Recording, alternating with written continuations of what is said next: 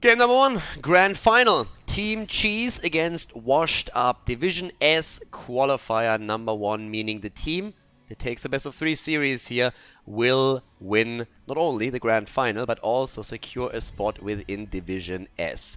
Team Cheese, I think the official team name is What Does the Photographer Say? It's a typical attempt from the Swedes to be funny. They're about as successful as the Germans, proving once again that in Europe it's not only the Germans that are not funny and have no humor, but it's also the Swedes that have a very, very special flavor of what they consider to be funny. For simplicity, we call them Team Cheese. If you don't understand why, then I would recommend an IQ test, because I'm worried about you, but I think all of my viewers are getting that, because all of my viewers are rocket scientists. Especially the ones watching on Twitch right now. Big shout out. Hammer banned out. I don't think that Ops ever is going to play Hammer again. Towers of Doom is map number 1, and keep in mind, Washed Up consists of Mena, Smexy, JPL, Ops, and Eternal, whereas on Team Cheese we have at least 2 former pros, and that is Macke and Shrimpy. Shrimpy is playing with his account, trying to be a little bit Korean there.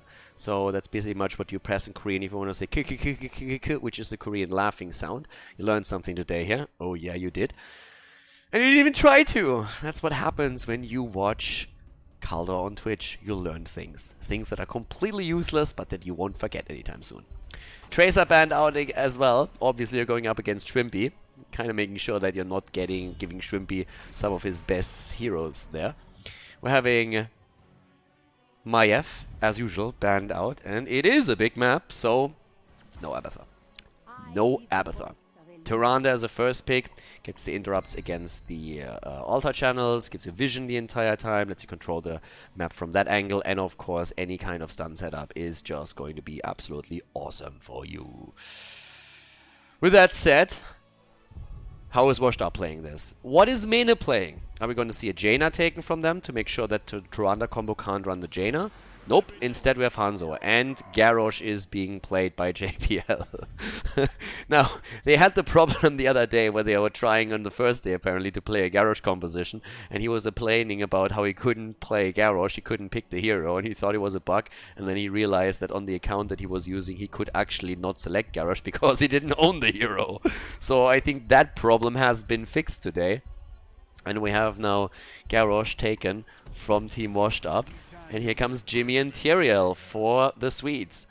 Now, the Swedish team is running a lot of players that have also performed very well during the Nations Cup for the national team. So we're going to see Tyrande again here. And, well, Backhult on Tyrael. It's one of the reasons why they're actually playing Tyrael. It's a great hero in the right hands. And Backhult knows exactly how far he can go with that hero.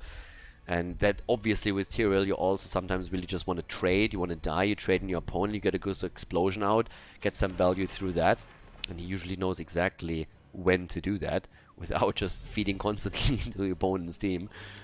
So Jaina banned out, hasn't been taken early, instead they focused on Reyna, but you still are a bit weary when you're seeing that Tyrande on the other side and you don't want to give them an opportunity to play around that Ring of Frost and the burst damage with the Cone of Cold when Tyrande is on the other side.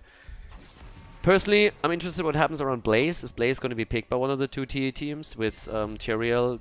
Sanctification plus Bunker is great for the team fights, but since you are on Towers of Doom, you have to think about the Haka, of course, about Leoric as well, Yrel even. You want to have a hero that's able to soak 2 lanes, that can transition between the top lane and the mid lane and make that play.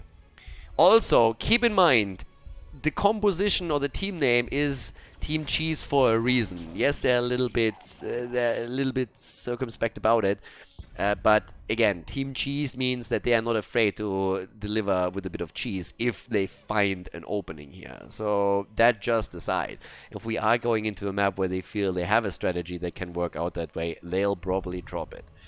Hanzo, Li Ming and Dehaka. I mean, just talked about Dehaka a bit on the map here, of course. But the last 2 picks, what are we going to see from the cheesies? Alright, Semuro. Semuro on Zeratul.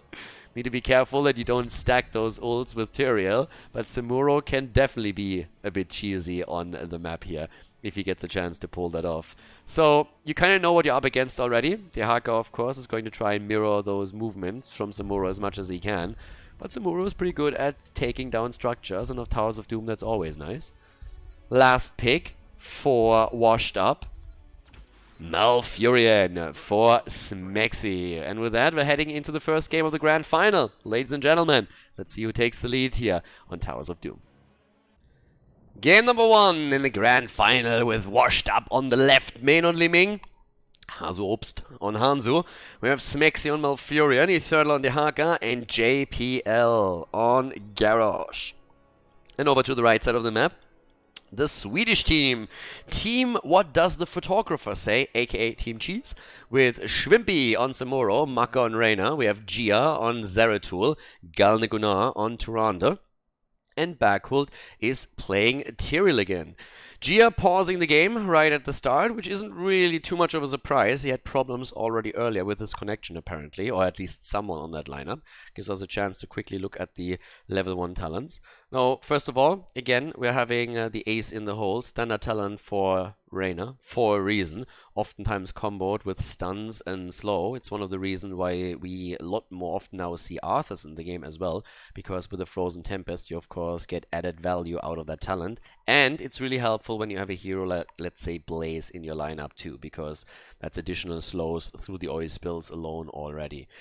Outside of that, level 1 here with the Way of Illusion. Samuro is definitely what we have to watch out for, and he's a bit the linchpin of the game right now, because Shrimpy is now in a situation where he is going to, first of all, after level 7, when he gets more damage on his attacks, he's going to be tempted to really participate in the team fights, but he is of course also one of those solo, well, pseudo-global heroes that is trying to go full cancer towards the late game and just try and take down the structures. And Samuro is going to do quite a bit of that, just trying to hop around between the lanes and trying to take down those bell towers as much as he can and gain map control through that. And we're going to have to watch out if he can actually pull it off. But either way, let's head into game number 1 and see if a Washed Up can take the lead here in this grand final, or if Team Cheese, after just defending their French opponents, is going to rock this one and qualify for Division S through the first qualifier.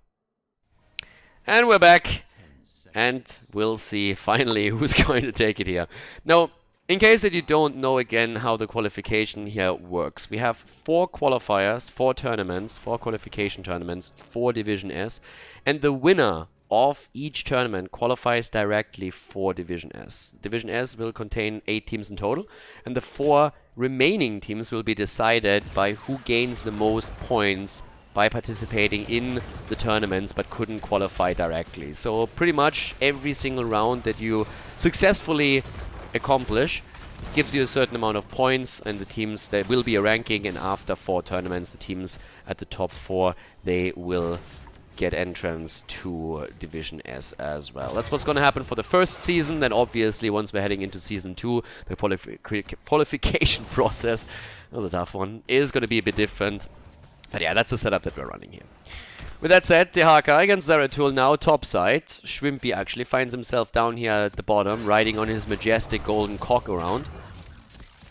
Samuro actually getting out of that stun. That was really well done by him. Like, this is going to be a bit tricky. I mean, you can already see when you're going up against like pros, there will be flips into stuns immediately. And this is exactly the setup that we're seeing here. With both of the teams now a minute into the game, focusing right away onto their own mercenary camps here, trying to get that party started.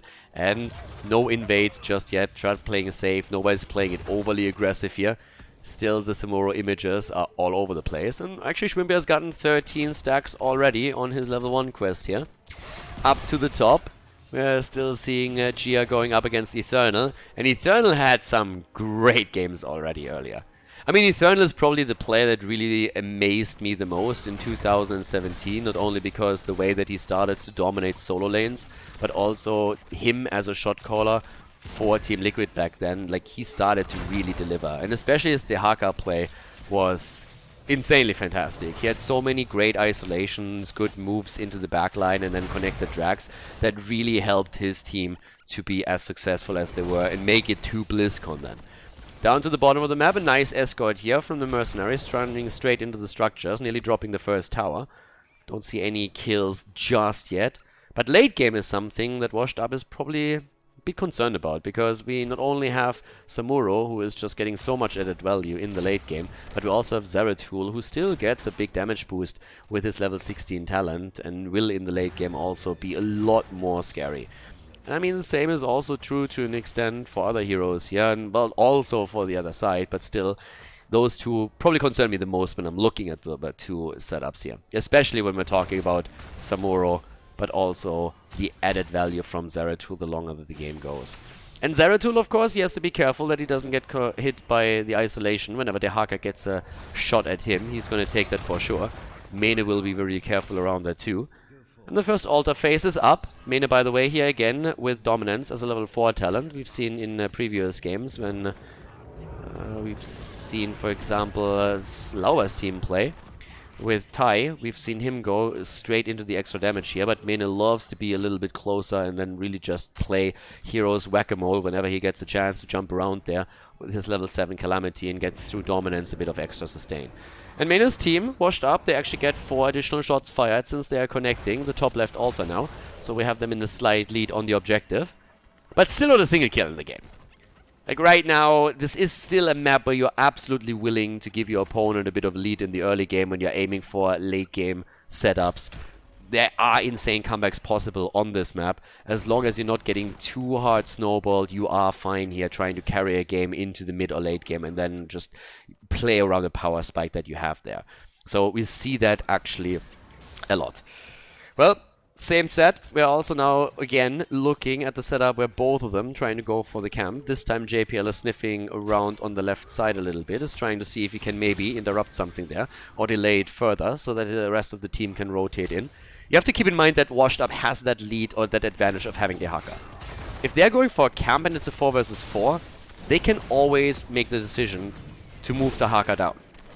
Then you need to get value though, because obviously you leave Samuro alone at the top lane if you do that, and if you don't get a kill in a camp or any other structure out of it, then Samuro just gets value topside, you have gotten nothing, and that would be a really, really bad trade for you. So that's the one thing where you have to be really conscious about the risks that you run if you make that call, but you have to option to make it. So that's something that they can do, especially after level 10 when isolation is an added benefit of having Dehaka in the fight, especially when he starts coming in from behind here. Quest completed for Samuro. Double altar on the map now. Normally that ends with an even trade on that particular objective. Gia is still taking the experience here, and the tanks are already starting to take the position in this setup. But no one is making any big moves. Just a normal setup here. Nothing too crazy. Playing that safe for now. It's just going to be the extra channel, and that's pretty much it. So shots fired on each side, but both of them not even attacking. Everybody just sitting in their bush, anchoring the play, making sure that nobody can move in for it. It's always tricky to make the play for your opponent's altar in that particular phase. The only reason why you would do that is if you already have a lead big enough that you have a level 10, for example, or you've just killed a few heroes and have an opportunity there. But talking about killing stuff, we actually see the bottom tower taken out. Washed Up with a better rotation, a bit quicker on the bot lane with a 4-man, able to drop some of the structures and hit points on the gate too. So now the rotation is meeting that aggression as Team Cheese is starting to meet the numbers onto the bottom of the map. But at the top lane, Eternal is actually starting to have a bit of a problem. He's already losing his essence as he has to activate his trade here, and one of the towers is down. Shrimpy is so far doing a great job in that spot. But since we don't have any kills there, we are still waiting for this game to actually start to gain momentum for one team or another. But the slow advantages are definitely there for Team Cheese. Phantom Pain, great talent here, of course, on level 7 for the extra damage. And especially coming out of the Windwalk later, Li Ming needs to be careful, because that's one of the heroes that Shrimpy can target. Can go for Hanzo, Li Ming, Malfurion, any of the squishies that are there are going to be an issue. Especially since there's no silence, there's currently just Tranquility being used again. Same setup that we're seeing here on the left and on the right, just trying to make sure that they're getting continuously those mercenaries. I mean, you can really tell that every single time that cooldown comes up on the mercenaries and they're respawning, they're rotating in. Every single time, over and over and over again. Making sure that they're not losing anything on the side of the control here. This point, up to the top, there's already, okay, we have the altar on the map. Hasn't really been channeled by anybody. They're still busy at the bot lane, trying to escort that through as well. Trying to set that up in the bush. Samuro is sitting here with his copies too. Can now rotate in. Dehaka still topside, waiting for the chance to burrow in. The only one that hasn't made a choice yet is Tyrael. But I would be shocked to not see Sanctification being used here. What would you even combo Judgment with? As the Void Prison, stun is great, and they're going for it, and Hanzo is down. Judgment is actually used, and the immediate focus onto Mane. Mane tries to get away, but that's a triple kill. The Swedes are opening the game up with 3 kills against Team Washed Up. 3-0 in kills, they get the altar, and they're right there. They have Judgment now, they jump in deep, they get the cleave through with Zeratul, the follow-up on Tyrande, and they are blowing them to pieces. So much for Cheese, they are delivering right there. Well done, and now the slight lead. Down at the bottom of the map, they open the wall up, they even put some pressure onto the bell tower. Not too much just yet, but they are making those plays right now. 13 against 12. They have the 13 talents, a 1-level lead, and they are now trying to ride the momentum train. They got the altar, but it's way more important to establish some presence on the map right now and trying to dominate the structures. And this is exactly what they're already working towards. They're opening up the wall at the bottom of the map. They're opening up the wall up at the top. Shrimpy is moving away again on a Samuro, whereas Eternal has to pop the essence again. But both of those are starting to come up in another half minute, so we're seeing the rotation into these spots already happening. Both of them busying themselves at the bot lane and at the mid lane, trying to slow down the rotation towards the bottom of the map from Washed Up, trying to deny experience to them. Doesn't quite work out. Washed Up is making the move with 4 heroes bot side, but we already have the heroes ready for the camps to come up again, just as the altar is spawning once more. And with that, having now at least the blue team starting to make that play. Up to the top of the map, we have Samuro going up against the Dehaka again as they're fighting over a camp now too. But Team Cheese is a bit late on their move towards the mercenaries. Hazops is already capping it. Gets that as well. And over here, another camp also taken with the altar appearing in a few seconds. But topside, Shrimpy has not only taken the camp, he's also pushing now with the help of Zeratul Eternal back. So it's a 2 versus 1. And they are going heavily for the bell tower here. And they're totally willing to give up an altar for that. They're giving up the altar. It's going to be 4 shots fired. The core goes down to 24. But as an exchange, they get the bell tower at the top of the map.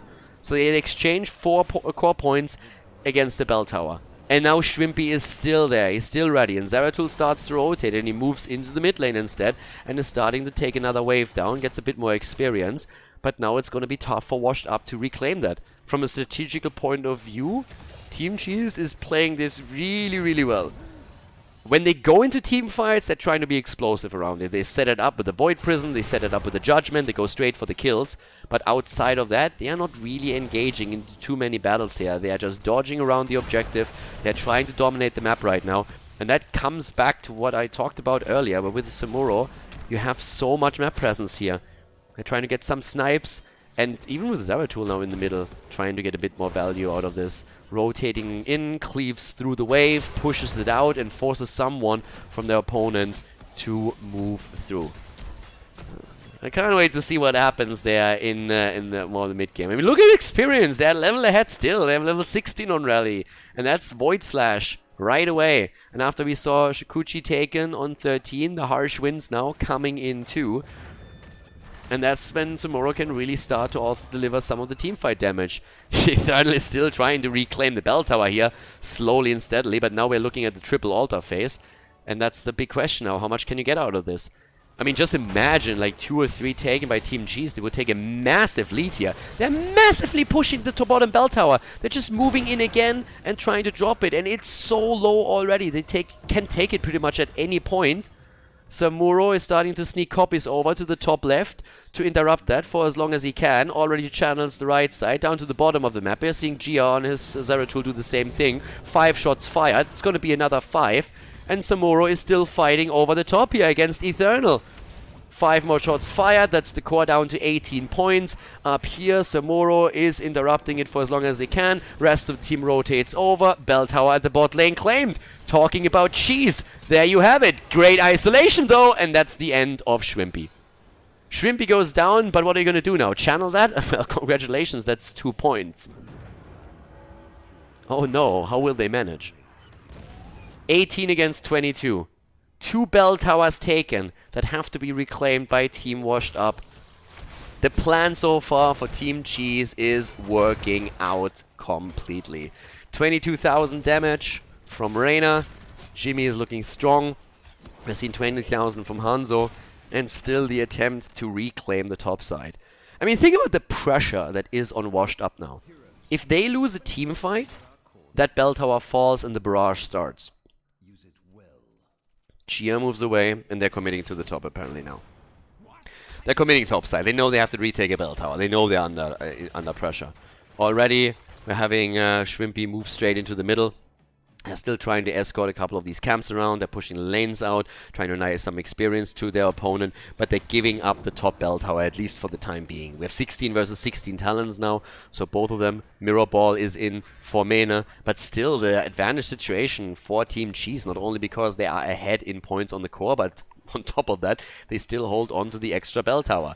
And top lane is already getting pressured again, because here we're seeing the mercenaries coming in.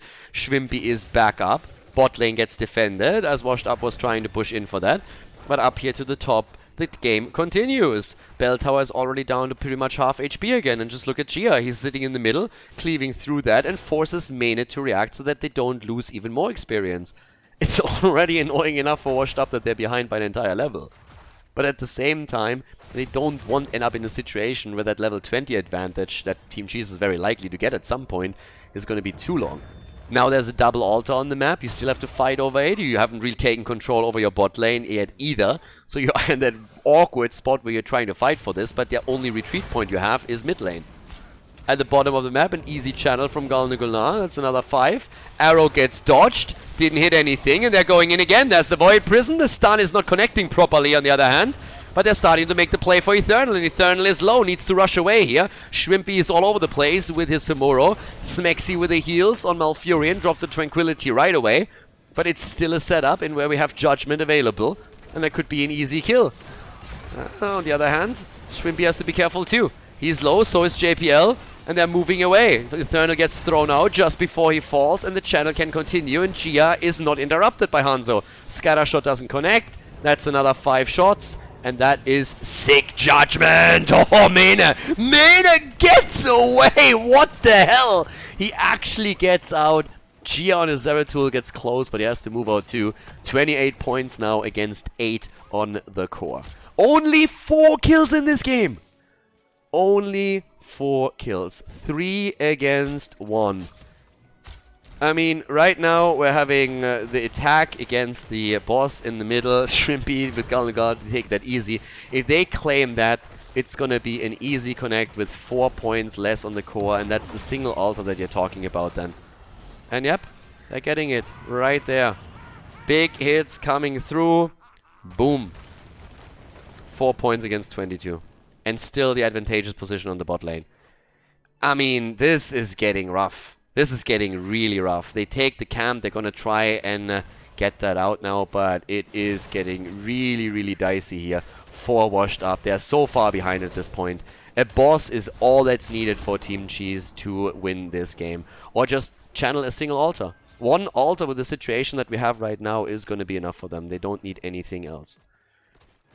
I mean, now we're having nearly level 20 for them. And a single altar down at the bottom of the map, and that could literally be the last fight of the game, depending on how this goes. But the beautiful thing for Team Cheese is they can actually, even if they wanted to, they could let this one go, take control over the top bell tower again, and just play this game once again with an advantage. And look at Shrimpy, he doesn't even send a copy down. He's just sitting topside, he's like, yeah, take it. I really don't care. 7 seconds, they could interrupt it for a bit longer, and they will. 20 talents are there. That gives them now with the heroics, of course, also, yeah, the Angel of Justice. And we're having the 3-blade style. Shrimpy is in the mid lane. Muck is threatening the channel. They have to deal with that. The Haka moves down here too. And Shrimpy is busy in the mid lane. Arrow misses again. Here comes the taunt. And that's the kill. Zeratul is down. Bearcold is about to drop, but is able to jump out with his sword once again. Problematic is simply that we're having Samuro in the mid lane, and Samuro is just going for it. Just saying like, yeah, take it. That's 3 shots of our core. We still have 19 left, and you are losing the entire control of the game. Another bell tower is down. The ult at the bot lane has been channeled, but Washed Up is just trying to somehow catch up and somehow connect with Samuro, and it's nearly impossible for them right now. Level 20 is there though. If they win a fight, if they take one big team fight, they have a chance here. But the problem still remains that Samuro could later on just simply take with someone else the boss. And as you see at the time, it's 2 minutes and a half. So there's still some safety for Washed Up. But is there enough? Hazorb jumps away. Yeah, there comes the judgment. They're going for it. But a nice Nature's Cure being used by Smexy to keep him safe. Samuro again moving away within a second after Garrosh throws him in. Dehaka hasn't really made that move yet. But we still look at the minimap and see 6 towers, 6 bell towers under the control, including the core, under the control of the red team. And the blue team is only holding on to 2. So pretty much only the bottom lane that we have. They're starting to poke this out again. But they're always playing a reactionary style. They at no point really take the initiative here. And even with them now retaking the middle, a single altar is all that's needed for Team Cheese. This is a comeback map though. If Washed Up at any point wins a big team fight and is able to make a play here, that would be all that they need now. Yeah, and they're trying to get the kill before the altars are on the map. Keep in mind, there is also Void Prison available. The problem... Ooh, nice job by Eternal there. Good borrow. The Void Prison could be used at any point to zone out and allow someone to channel that through. That's a big issue right now. It's a really big deal. Washed Up has to control both, and that's not going to be easy. Oh my god. Oh, Eternal gets locked down into the ground. Here comes the Void Prison. Smexy is trying to get close, so is Hazorb. They're going again for Hanzo. He needed to go in deep because he needed to try the interrupt, but he dies. And this is very much going to be the end of game number 1. In comes the final barrage, and that is game as Team Cheese takes the lead in the grand final of the first division as qualifier.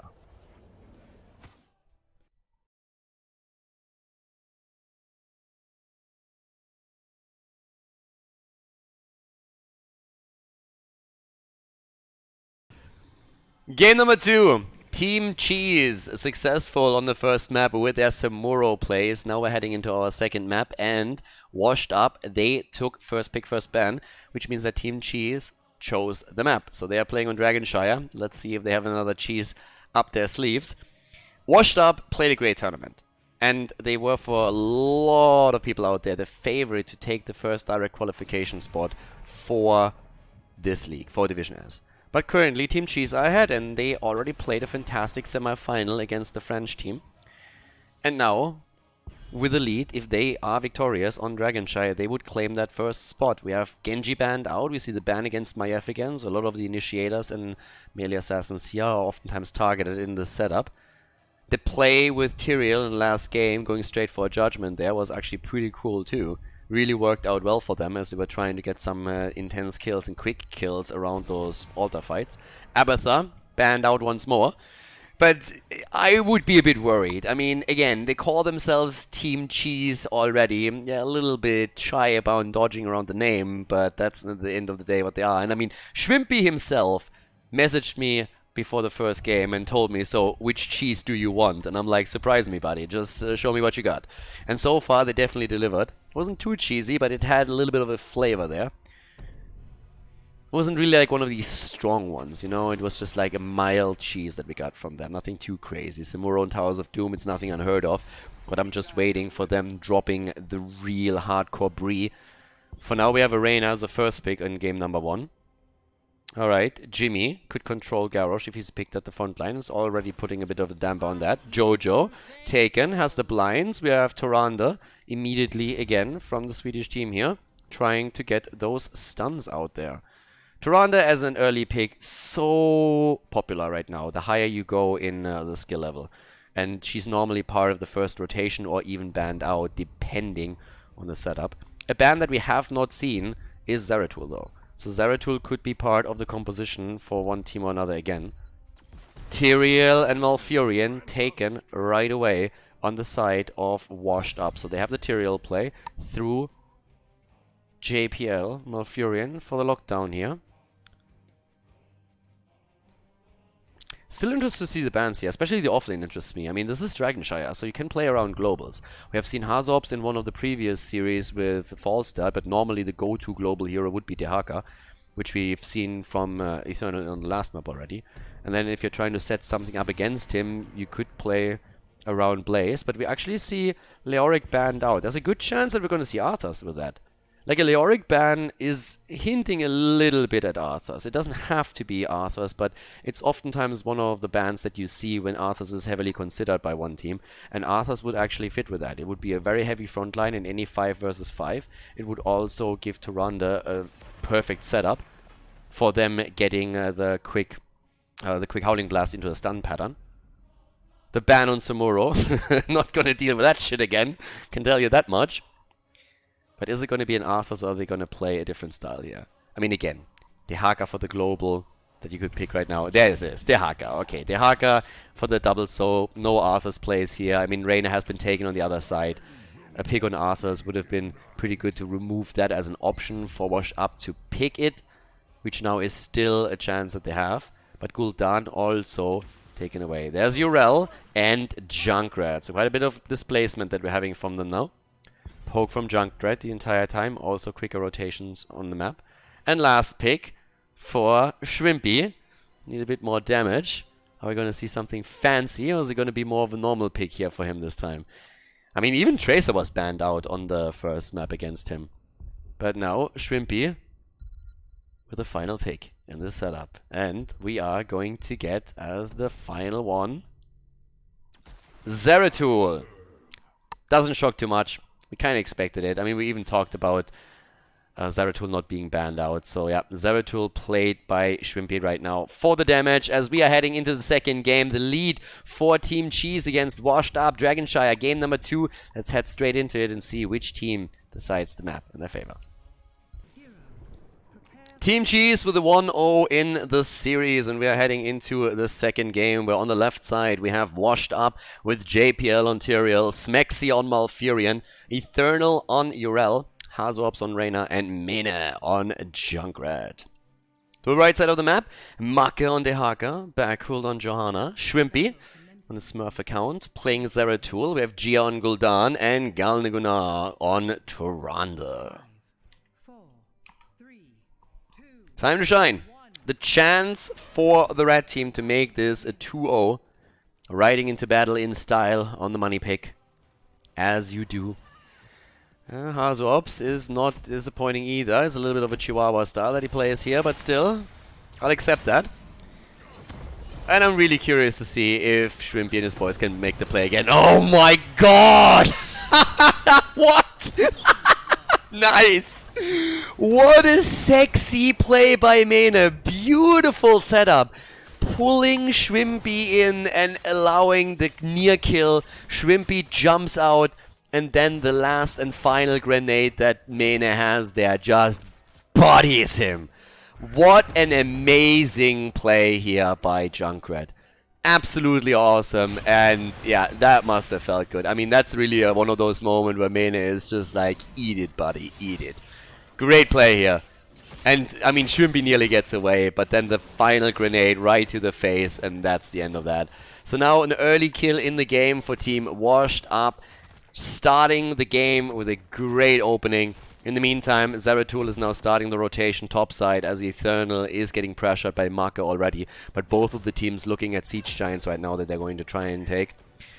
And as Mena is pulling out the XXL plays here, we're seeing Hazorps trying to, of course, to also get the damage in. JPL already with a shield in the mid lane here. But Shrimpy is lurking in the shadows continuously. He's always looking to see if he can maybe surprise someone and get the attack in. Invade on the camp. Gia gets all of the all of the work done. And what a dick move here by Hazorps and JPL. The German-French connection there. They just move in. They see Gia did all the work, and they said, like, you know what? We like that too. Let's just take it away right now. Pretty awesome. Pretty awesome right there. That's a great rotation from them, and that must feel really bad when you are Gul'dan. As we have the fight at the top lane, the Dragonite gets taken in the middle and is now moving in with a minion wave. Really important so that they soak up the shots of the towers. It's a 2-minute Dragonite, so it will get bursted down pretty quickly, but they're still getting value out of it. So Washed Up is starting this with a pretty good opening. They kill against Zeratul, the quick Dragonite, able to steal the Siege Giants away, and now they're just moving in through the mid lane, through the bot lane, pressuring heavily with the objective. Great start here for Washed Up. They want to tie the series, they want to force a Game 3, and then of course qualify directly for Division S, and so far they're making all the moves that they need to make in order to make it happen. Marke and Shrimpy at the top lane. The pressure against the Dragonite was still there. They made the rotation. They tried to also, of course, push down Eternal, maybe get a kill against Urel here. That really hasn't happened so far. But the Dragonite at the bot lane finally expires, and with that we're now having 2 turrets, 3, 4 taken down. JPL and his boys making all the right plays here and now rotating very quickly down to the bottom of the map to also claim the camp. Berkult sees it, and Khaldor comes in. There's still the Haka to consider. They're sniffing that out, but Tyrell is on his way now too. The camp is taken. Was a great move here from JPL. I mean, this is one of those little things, right? It's one of those small moves that doesn't really seem like it means much, but JPL rotating into that position was super important because they know that there are 3 heroes at the bot lane. They know there's 2 top side, but the Haka can burrow in and turn it into a 4 versus 3. So him moving in was really important to secure that camp. Now also we have Marke moving in though, and he connects the dragon. Smexy is dead as the follow-up stun is there. And they're not stopping there. They're trying to go for Hazorps too. Marke is still around, and that's the end of Hazorps. And they are not even stopping. They're trying to play that even more with JPL getting attacked. Urel is still top, but now that's 2 kills for the red team as they are starting to make their way back into this game. But really cool moves on both sides.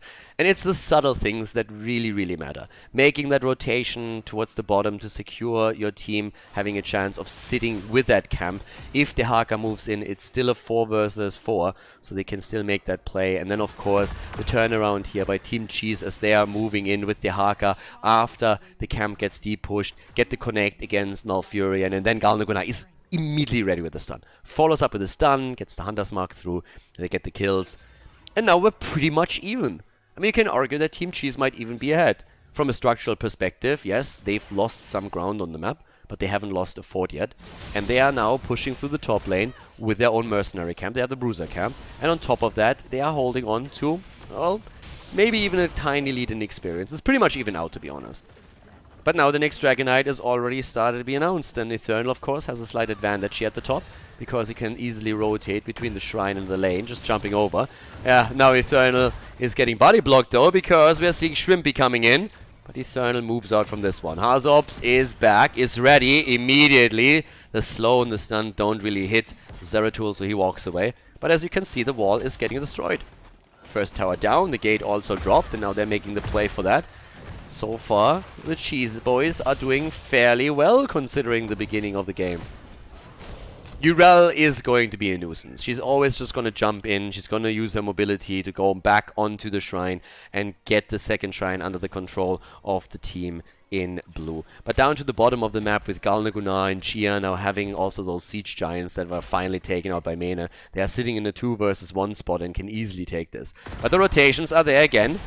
Red team this time threatening the decay, but Shrimpy had to move out. Level 10 abilities for both of them. That gives us the sanctification.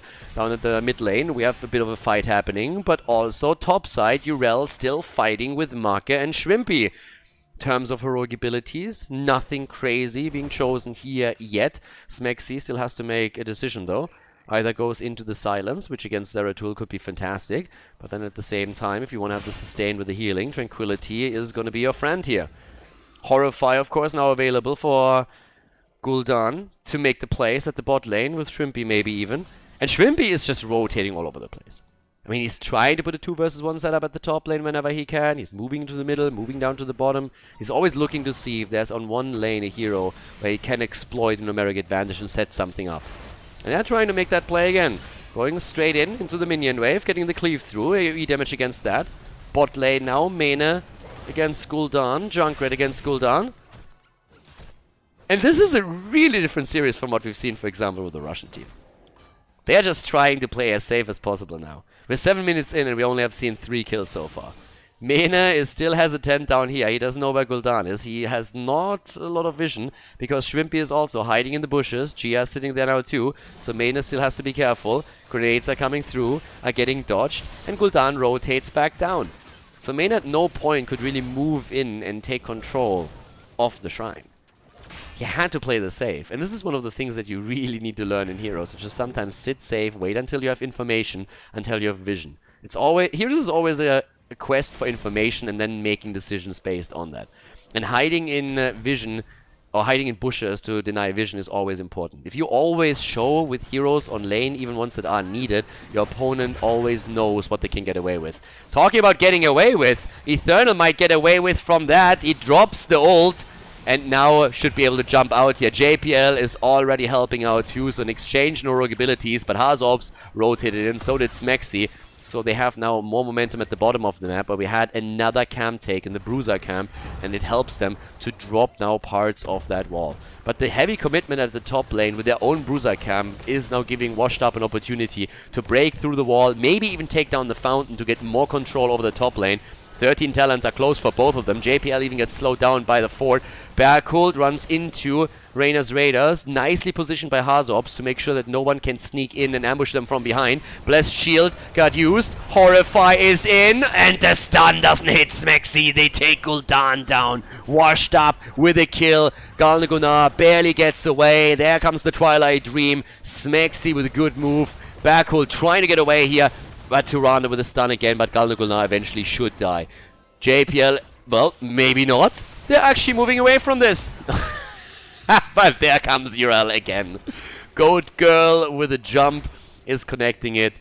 Hooves to the face once more, and that's the end of Tyrande. The staggered death as Washed Up goes for the fort at the top lane. The Dragon Knight secured in the middle. Mena made the rotation mid lane after claiming the shrine at the bottom of the map, and now with 3 kills against 2 and half a level lead, Washed Up is looking solid here.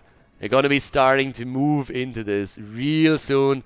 Bot lane, that's where Marke has currently tried to ensure that he is getting at least some of the experience, but Mena is playing this safe and slow, using the Dragon's Breath to just burn these waves down. Tries that with another one. Very likely going to wait for the next minion wave. Nope, they're just committing to it. Moves deep in, pushes, Gul'dan down, and with that they're taking an easy fort. Second fort destroyed. Top lane taken out, bottom lane taken out. They're looking really good. And the passive experience is going to increase that lead that they have. And they're actually aiming now for the middle too.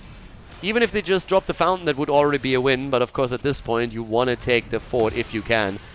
Dragon's Breath again with the AoE against the minions themselves. And it is definitely enough damage. I mean, at this point you can just poke with the Dragon's Breath again. You can move in shortly after. But the defense is starting to set up here. Zeratul still holding the bot lane. His 16 of course is going to give him a spike. But that's so much damage on that fort right now. Top lane, also, again, catching experience is so crucial. And that's something that Washed Up did just continuously. They move to the lanes, they get the experience on minions. Whenever another wave pushes into the towers or the forts, they are there. And if you look at the minion experience, it is actually very, very close between the two of them. Washed Up is slightly ahead here. But it's very close. Both of the teams are doing extremely well, just making sure that they are on lane when it's needed. We have a small advantage in hero experience on the side of Washed Up thanks to the extra kill that they got. But it's the passive experience that is now over time going to give them that added lead. And they're not ahead by far. But I mean, they're ahead by a little bit. But now level 16 talents are going to be big. And if you can force a fight around that, you can maybe get another kill and just expand on that lead.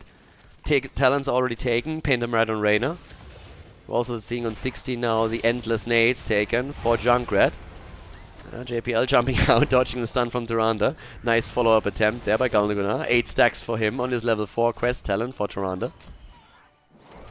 And down to the bottom of the map, Mena still with the pressure now. But no commitment. No commitment from Washed Up. They're not trying to force anything. They're not exposing themselves to anything here. 16 is going to be ready for Team Cheese. They have it. Void Slash comes in. Ruinous Affliction. Only 22 stacks, by the way, for Gul'dan with the Echoed Corruption. Has done really well at the beginning of the game, but then struggled a bit since he wasn't part of too many fights here. And couldn't connect a lot against Mena when he found himself in that one-on-one setup. Mena already sniffing out that there is going to be an attempt to go for the Bruiser camp at the bot lane. They're taking this quickly. Rotation is there though. Riptire is on the way and they're stealing it. Washed up, they steal it, they commit heavily to it. The Haka hasn't moved down yet. In comes Urel, trying to go for Schwimpy. He needs to be cautious. The Haka still not going in.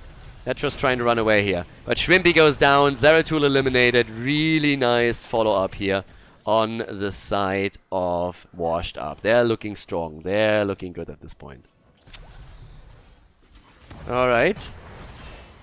It's starting to become a problem. And a big one at that. Gia drops the Horrify, but he goes down. Sanctification is on the ground, and at this point, Team Cheese is running into a brick wall. 5 kills against 2, level behind right now. Urel going for the top shrine. This could be another Dragonite, and even without the DK, they're heavily pushing bot side, where they can now, with Sin's Exposure, simply move in, make sure that the catapult is getting more active. That's another kill right there. I mean, they are locking them down one after another. And after the mid game was a bit heavily contested, at this point Washed Up is taking the initiative on the map, and they might go for simply for core here. They've already taken down the keep. Catapults are escorted in. The Dragonite is moving through the middle. Does shortly stop for just a second to make sure that they're getting at least the fort here, just to be on the safe side. But just look at Shrimpy dying again. Zeratul gets locked down here. And that was mainly through the Twilight Dream that we saw. Another connected attempt, but yeah, they're just going for core. Washed Up after losing game number 1 to Samuro are now mercilessly just going straight in for the core. Not even wasting any time here. And there's no one who stopped them either. Zeratul with the Void Prism might have been able to delay it a little bit, but I very much doubt that he would have been able to change the outcome of this fight. And this is going to be game number 2 as Washed Up forces game number 3 in the grand final.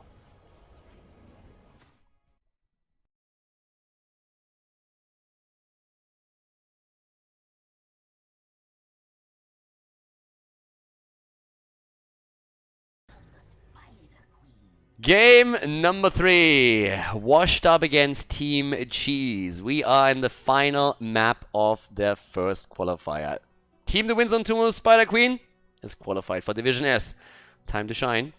Right now they can move in and try to take that out. We have Washed Up and Team Cheese going up against each other after we already had a pretty cool series. And Tomb of the Spider Queen is the map choice of Washed Up. We are having first pick, first ban for Team Cheese. And when we're talking about Cheese, I mean, what are we going to get away with here on Tomb of the Spider Queen? I'm not going to go too crazy here. I really much doubt that they're going to go into any kind of nasty shenanigans for Tomb, but we'll see how they adjust. After the last game, I mean, Zeratul play hasn't really worked out for them, so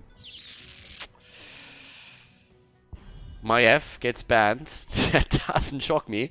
I mean, normally when we're looking at these bans, we have a couple of heroes that very rarely make it through, right? I mean, on this map, you could ban out Genji, for example, again. We oftentimes see the frontline banned out. Tracer, I mean, it's Shrimpy on the other side, so Tracer is a concern. They banned her initially on Towers of Doom. And now on Tomb of the Spider Queen, we get her also taken out. I'm not quite sure if we're going to see Zeratul play again, but of course you can play around that, especially if you're looking for a wombo combo setup with Ring of Frost or anything like that.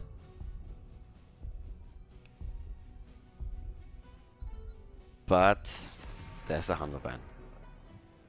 Still waiting a little bit for what else gets taken out. I mean, a lot of these heroes are really annoying also in interrupting channels on the objective. So when you're trying to turn in your gems, Hanzo is super annoying with that. Tyrande, of course, the same. With the Owl, she can interrupt. She has a stun to interrupt. You have Malfurion with Moonfire. Junkrat, oftentimes even banned out on this map, but if not played, because with the grenades, you can really control the turn-in spots pretty easily. But I'm still expecting one of these, these aha moments from Team Cheese here. Jimmy banned out. No Jimmy value. He gotten stronger and stronger. I mean, the times when in Korea he started to really get picked quite heavily, and then all of a sudden you see him in the early rotation by the Korean teams at BlizzCon, and now even in the ban position. Tyrande right away locked down. Khaldor again on the Tyrande. Interrupts once more on the channels. Super important. Vision alone is crazy good. If you can double check the boss every now and then, or you double check just the turning points themselves. There's our Garrosh pick, and Jaina Mena on Jaina. Likely. Again, could be Hazops, but normally it's Mena. So Garrosh for the flips. Could follow up with Malfurion again. I mean, Smexy played Malfurion a lot in this series. Or in the tournament, just. To say the least. Can still be banned out if they feel it's worth it. There's a Gul'dan pick, and we have Johanna, so that's a lot of wave clear already for them right away. Wave clear around Johanna herself. Then you have Gul'dan with the Corruption and the Fell Flames. Solo lane, again, something that you have to be careful of. But Eternal is just amazing on those solo lanes. Like, he's doing so well. It's just these rotations that are really dangerous, right? If you have like that one-on-one setup and then whatever hero is being played by Shrimpy keeps rotating in and out, then you have to be cautious. But normally, he is very powerful there. Okay, the ban on Hammer this time again, but this time it's actually from Washed Up. They ban him out. If this was Division 7, we would now immediately see like a Cho'Gall on Asmodan, but that's not quite the case here. I mean, you can't really pick Asmo on any side now with Gul'dan. That would more or less be a double mage. And in those higher levels, you don't see these heroes at all. And that's definitely the mindset that they would jump through. And with me casting quite a lot of Division 7, it's definitely heroes that all of a sudden pop open my head like, what if they? But yeah, and then it's like, oh, wait a second, these guys actually know what they're doing. So, we have Blaze banned out for the bot lane pressure. Malfurion is still here. Malfurion or Stukov would probably be my two go-to picks. And there's the Malf again. Alright, Malf again. Urel for the bot lane. Solid. I mean, just solid. Burn potential, flip over into the roots, take that. And double support Vala. Okay, Shrimpy wants to toe the line again with his Vala plays. The Tacita for a vision, additional AoE, having Vala there as well. I guess Tacita and Vala are mostly going to be at the bot lane for the beginning. But yeah, double support again for Tomb of the Spider Queen. All eyes on Shrimpy. This is pretty much what's going to happen here. All eyes on Shrimpy, trying to see how much value he gets out of Vala in this game. And there is Junkrat. Main on Junkrat, Hazops on Jaina. Likely. And yeah, this is pretty much what we... I mean, Junkrat, I talked about it earlier. It's great for interrupting every single move that happens around those turn-in points. Just deny the turn-ins, control the objective, and try and win the game here. We're going into the last and final map of this best-of-3 series here, the grand final of the Division S qualifier. Let's head straight into it and see which team takes the victory. Game number 3, Mena on Junkrat for Washed Up here in the grand final. Hazops on Jaina. We have JPL on Garrosh, Eternal again on Urel, and Smexy on Malfurion.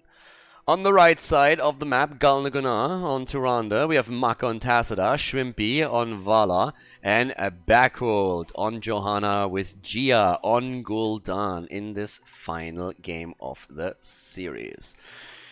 Double support Vala for Team Cheese. They are gonna try and make this happen. I mean, it was extremely strong for a long time, and Tacita, of course, gets some added bonus also on this map because you get the extra vision around his trade, which is fantastic to control the 2 turn-in points and be safe when you rotate. The wave clear that he gets through his Psionic Storm is another benefit, but he's also very squishy, so there is a lot of potential to blow Tacita up if you play that correctly. That's something that they could try there for sure.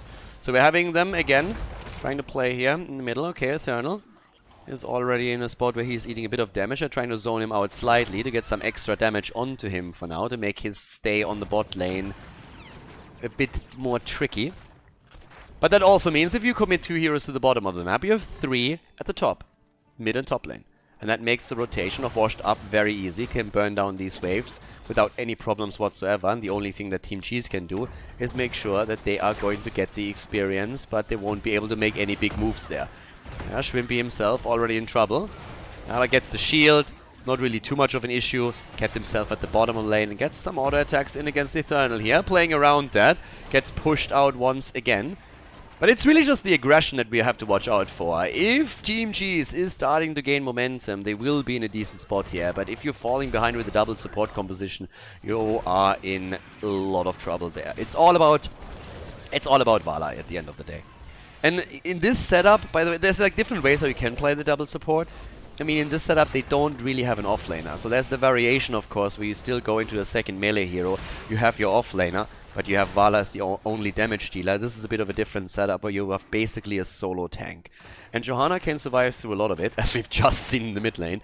And if then Tacita also helps out with the extra shield every now and then, that is even emphasized. So it's not the traditional double frontline setup with Vala as the only damage dealer and the double support behind it.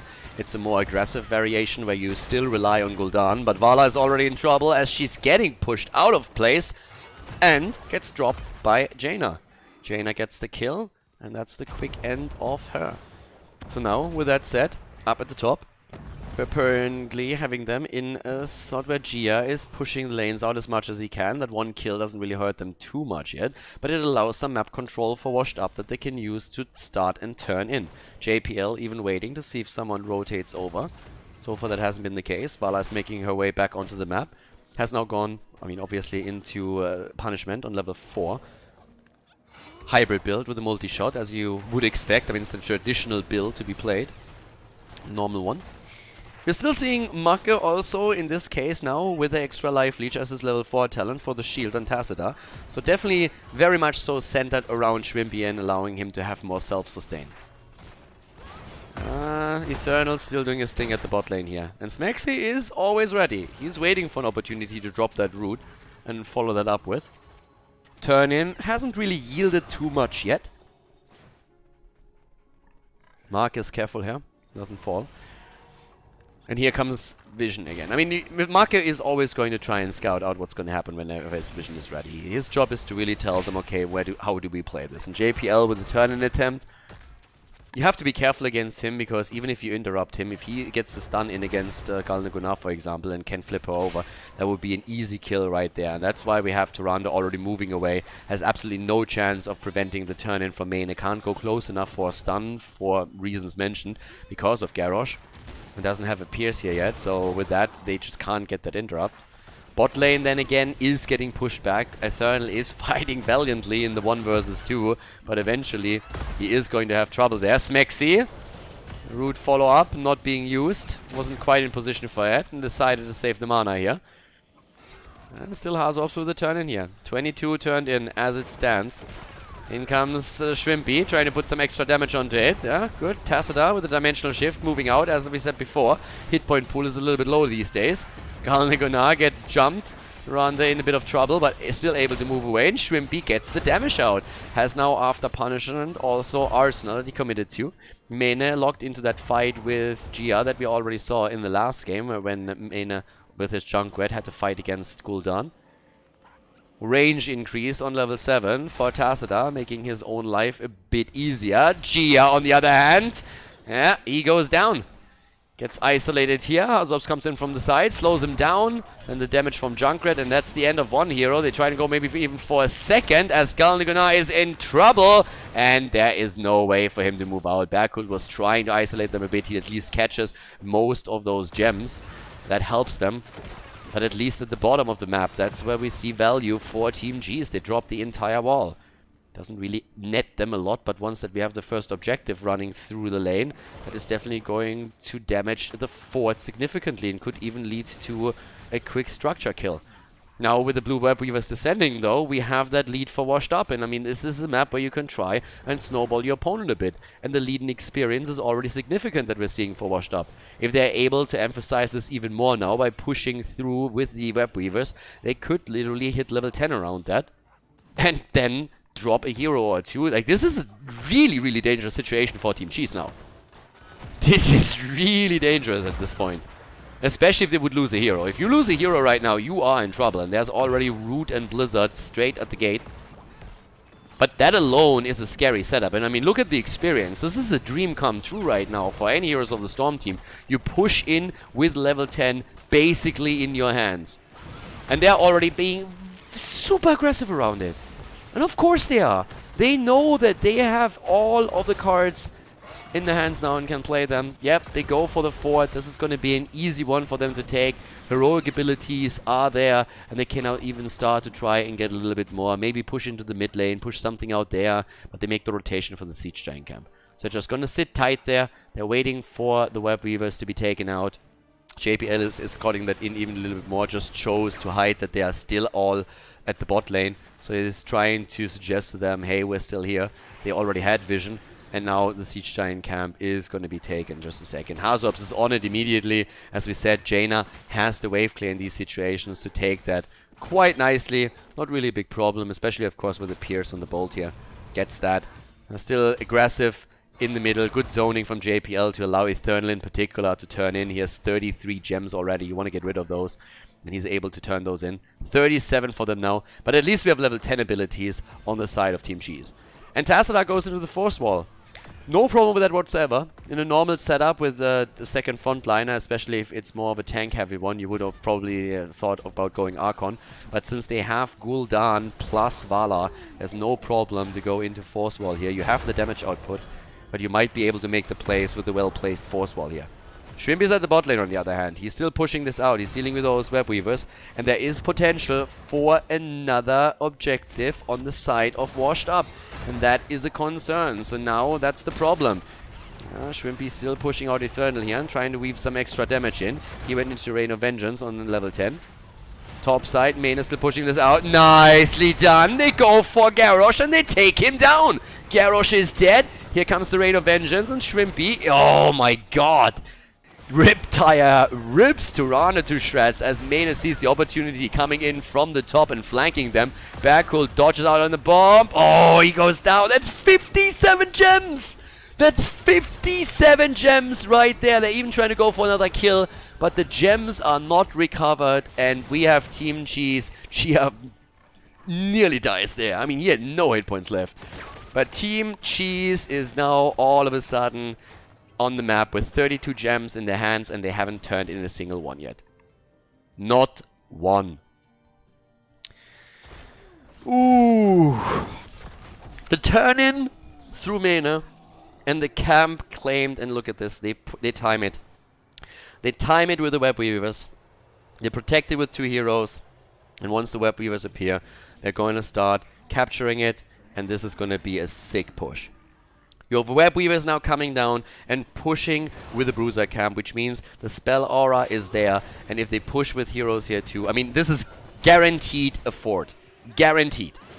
Fort is falling 100%, and they can keep with the mid lane because of that spell aura that they have in the massive push. And in the meantime, this is a free push through the bottom of the map. What a beautiful scenario now for Washed Up. They have level 13 talents. They obliterated all of the gems that were held in the hands of Team G's. And they are moving in through. There's the Starfall right away. But again, you have the camp there. And this is just a nightmare for Team G's. They dropped the Web Weavers at the top, but now they're losing the wall in the middle. We're not seeing any kind of aggressive play by Washed Up. They're not being too aggressive about it, but the entire wall has fallen.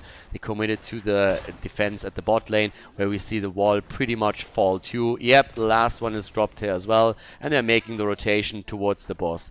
Not committing to it just yet. Thinking about it. You can still turn in, by the way. They're hiding in the bushes here. But with 13 versus 13 talents, we now have, of course, the opportunity, at least for Team Cheese, to engage into a fight and see if they can maybe make a play here. 24,000 damage on Vala, top in the game. Doesn't help you to win the match necessarily, though. Here are the turn-ins. Small turn-ins.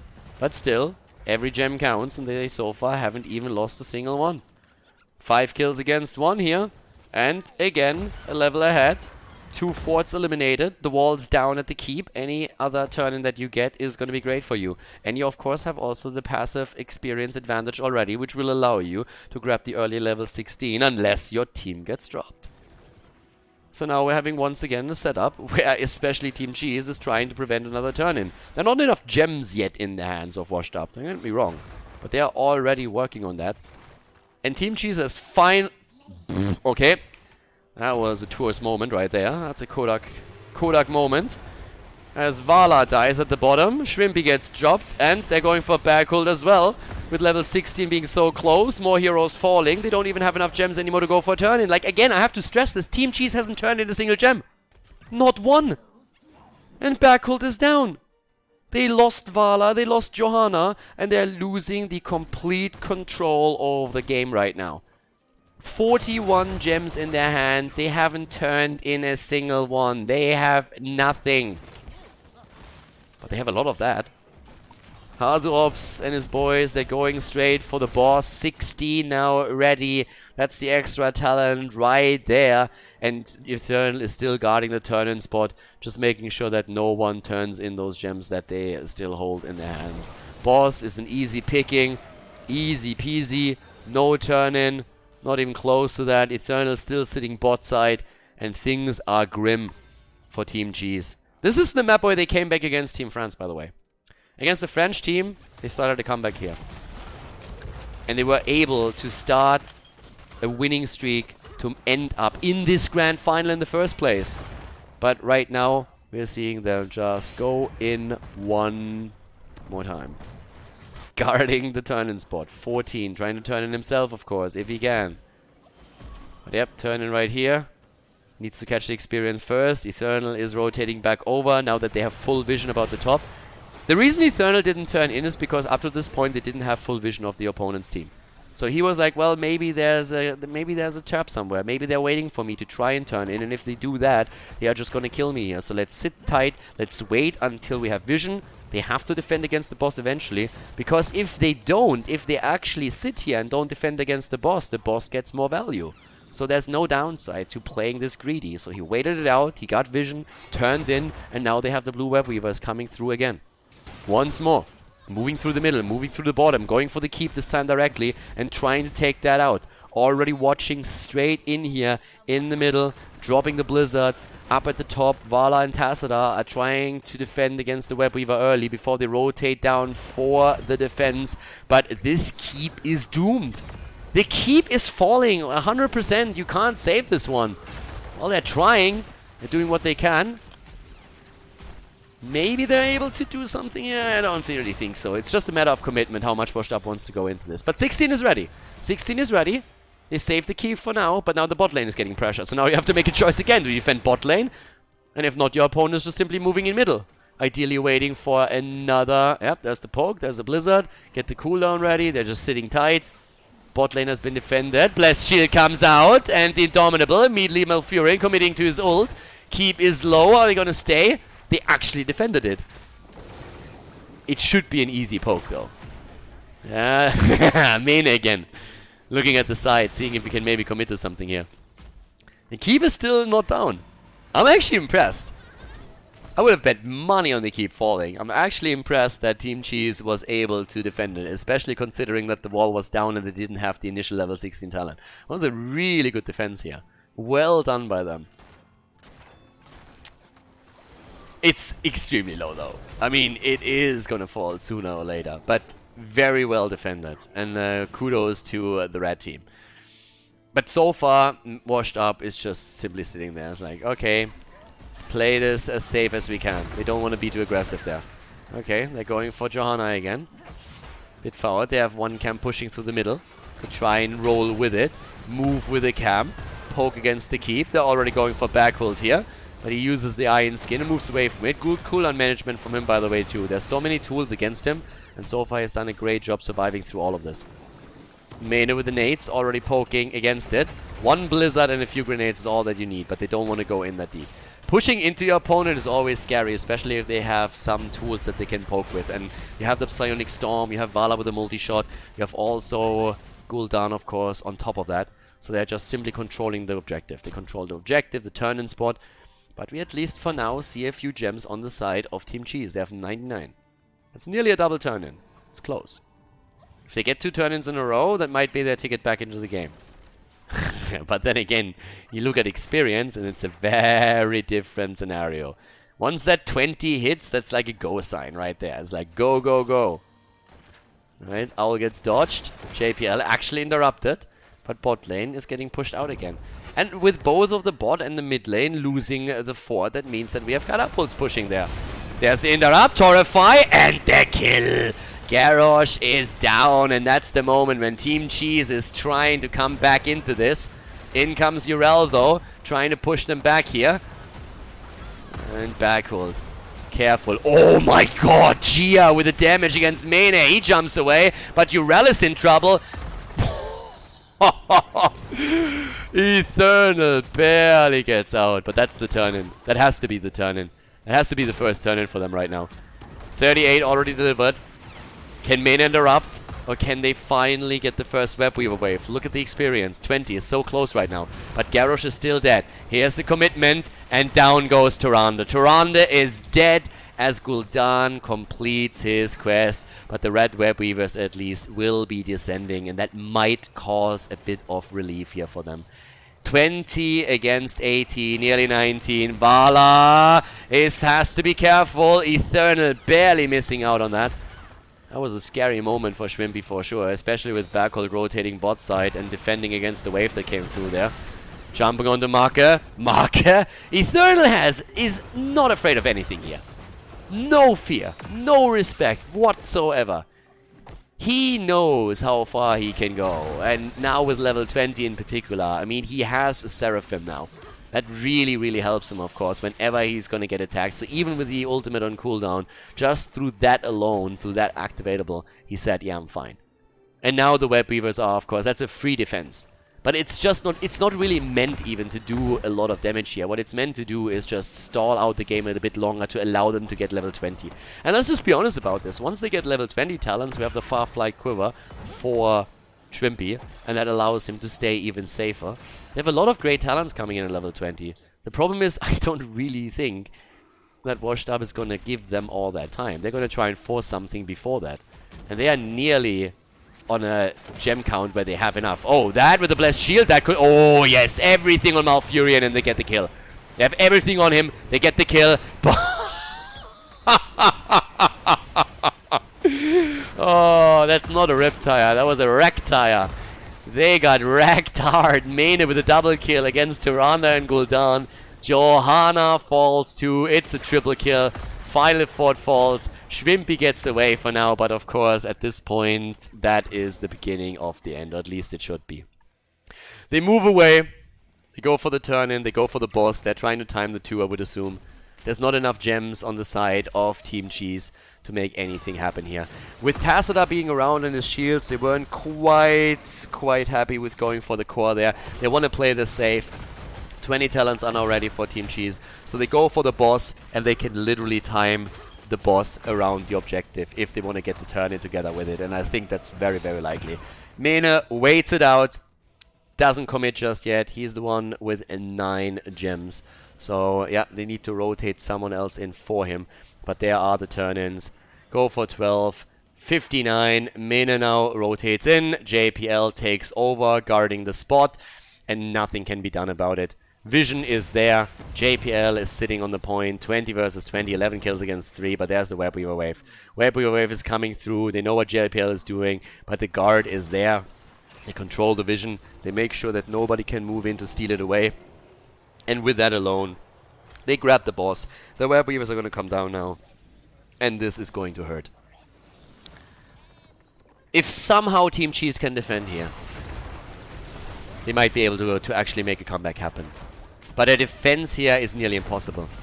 Catapults everywhere. They pushed out the bot lane. That's actually worth a lot. That bot lane is not going to damage the keep anytime soon, but it's the top lane that is the biggest problem. And mid lane is, of course, pushing for core directly. Boss is simply moving through the wall. And here comes the attack right now, straight for the keep itself. 22 against 20 the levels. The keep just disappears.